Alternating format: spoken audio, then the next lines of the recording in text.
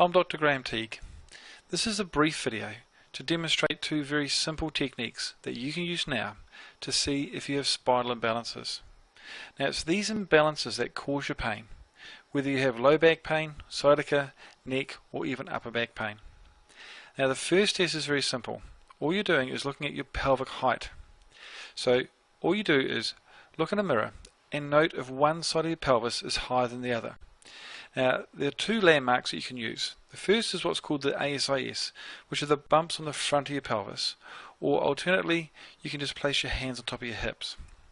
Now, what you'll note is that one side of your pelvis is higher than the other, and this creates what's called a rotational imbalance.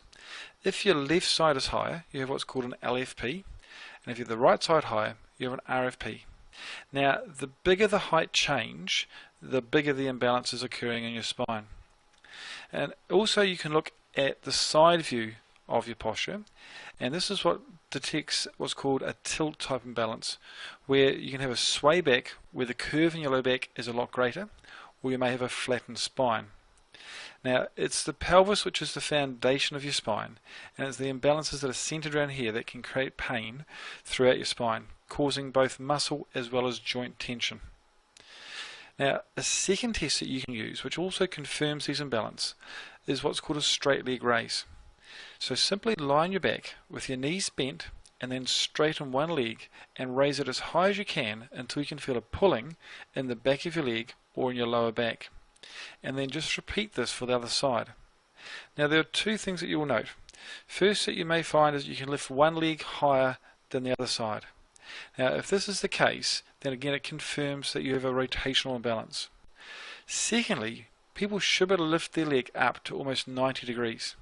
Now, if you find that you can't lift your leg up to 90 degrees, and if both your legs are similar, then you may have those tilt type imbalances. But these two simple tests indicate that there are imbalances in your spine. Now, the greater the change, the more the imbalance. If there's minimal change, then it means that your pain is very simple and very quick to remove. If the imbalances are greater, then pain is still very simple to remove, but it will take a small amount of time to return your spine to balance.